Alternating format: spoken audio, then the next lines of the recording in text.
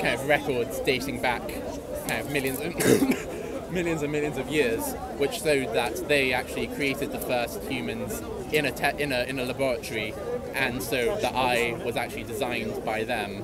Okay. So where did the aliens come from in that case? Because you can't give an answer in terms of a miracle. If you give an answer in terms of miracle, you're not doing science, you're doing theology. Yeah, but like you asked, come up with an explanation that would disprove that the human eye came about by natural selection. And this is where the caveat comes in. If what you're saying is true, which is what Richard Dawkins basically says, is that, and also Francis Crick, that life may have been seeded on Earth from advanced civilization. And when they were pressed about where the advanced civilization came from, they said via natural Darwinian means. So regardless of even if they designed it in a lab, they themselves came via Darwinian means, meaning overall it's still Darwinism and Darwinism's true. Okay, if you want to consider like indirect Darwinism as in that way. Well, I'm not making up words. This is what they say. This is why, according to them, Darwinism is absolute. It's just there. It's just all prevailing. Even if there was aliens, they came via Darwinism. What you need to do. Do you see why Karl Popper had a problem with Darwinism now? I'd say that maybe he had a problem with it entirely, or maybe he had a problem with like he considered it to be a religion. Well, and he was an atheist. Well, I think there's certain thinking that you can do that can be good thinking or bad thinking when it comes to evolution. Like last time we talked about kind of evolutionary theory predicting whether men would abuse their adopted or step sons. Social Darwinism. More than their biological daughters. Which is what Darwinism predicts. Yeah, they predicted it, then they tested that hypothesis, and they found that, the rate of abuse was 100 times greater for non-blood children. Right. And so that's an example. But you and me, we both know of examples of people that take care of people that they're not related to more than people that they're related to. Yeah. Right? And so that would be and what Darwinists do is rather than take that as an example and say Darwinism is false, they come up with an ad hoc explanation. They say it's an evolutionary byproduct. They'd say that like, well, the general trend of the overall population is as evolution would predict, and there is variation within it. No, but you have to understand. If I say general relativity works everywhere, and it works on the Andromeda Galaxy, it works on Mars, it works on Pluto, but it doesn't work on a Sunday in Speaker's Corner in 2017 in May. You'd say, what's wrong with you? How are you making an exception? So when it comes to Darwinism, you can't say, well, it's generally correct in these things. It has to be correct overall. And the problem is, when it's shown to be not correct, there's always an ad hoc explanation, which is why people like David Stove, who's another philosopher, atheist philosopher of science, he says, rather than blaming the theory, Darwinists blame the fact. They blame the observations. No, because the reason why I don't think... Do you not find it strange that Darwinism is the only theory in the history of science which has been critiqued by philosophers of science who are atheists as a religion? No other theory in science. Doesn't it go to show you that there's something going on, that this is more than just science? Yeah, I'd say that there can be pitfalls with it, and there can be bad science that you can do with it. But on the example particularly of kind of child abuse, you wouldn't say that Darwinism is disproved just because kind of there are some people who treat their children better. What Karl Popper complained about is that any example of Darwinism's predictions being false always have an ad hoc explanation.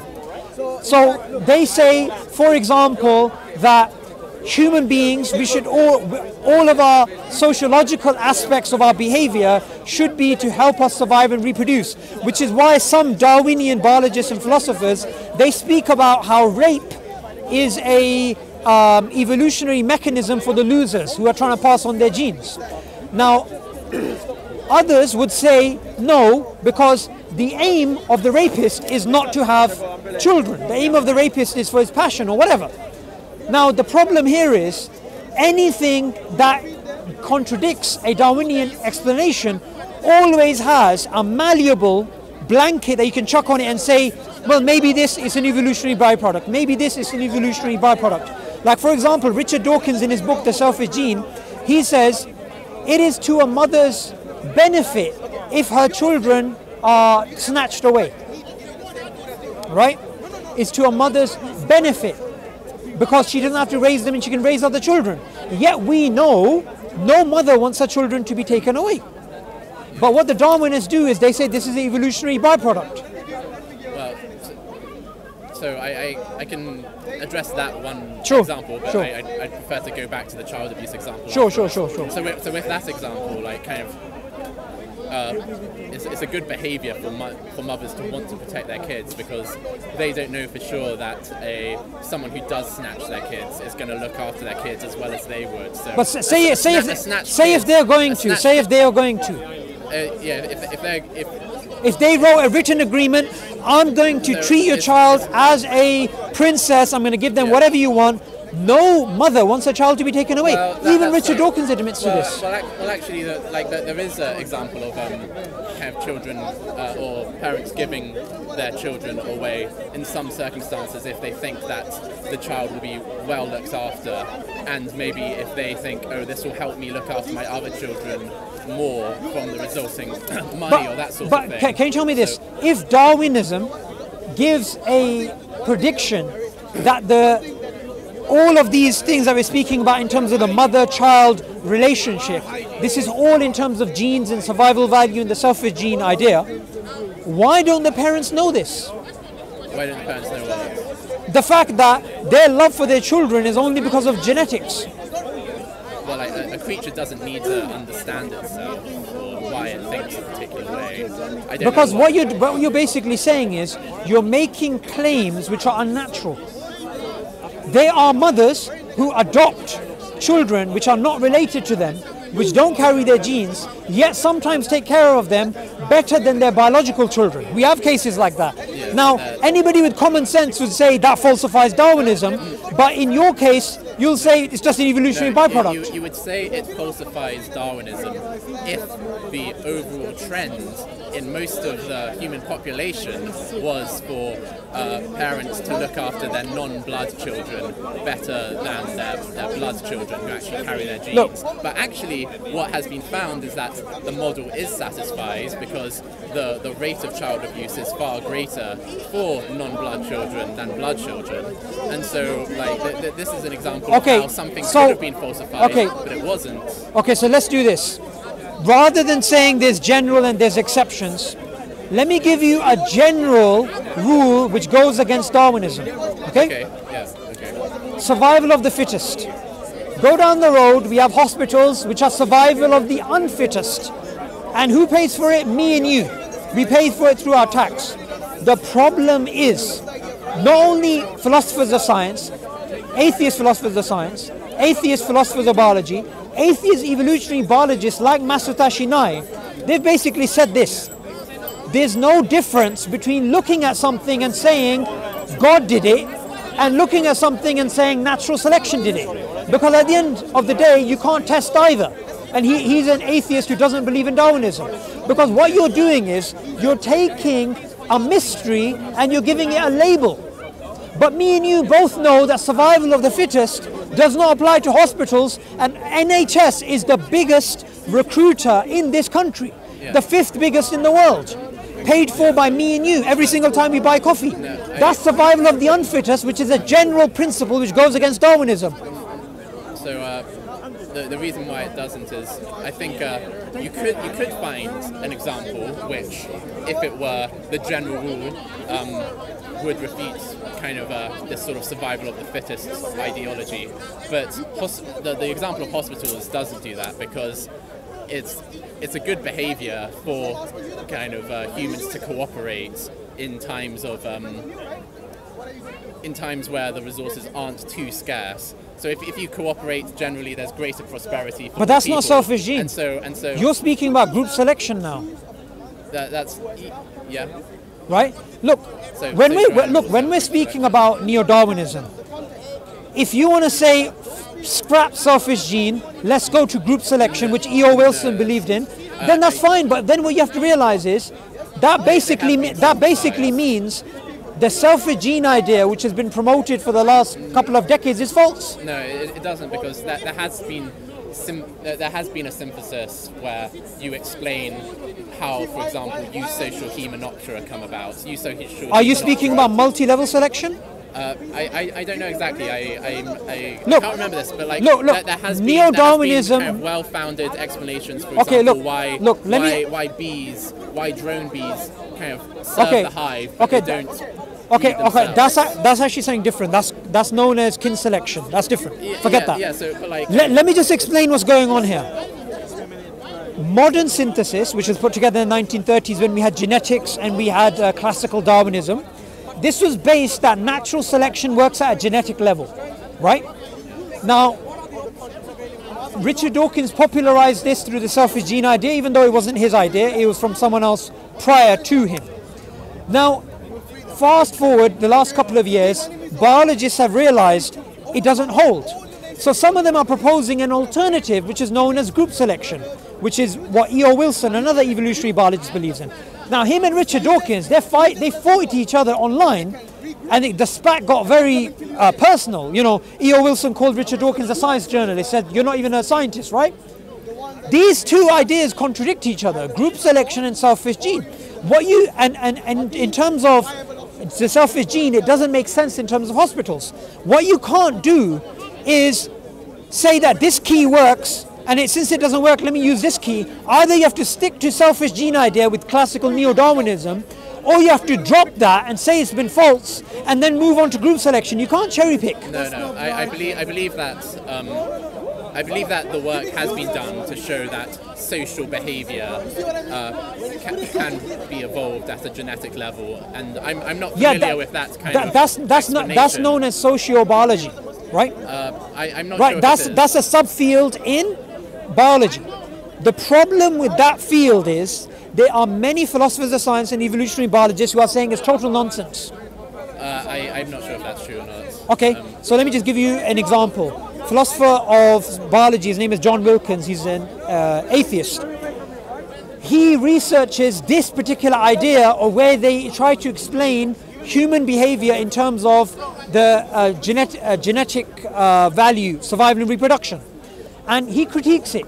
Likewise, David Stove, and we have even Dennis Noble from Oxford University.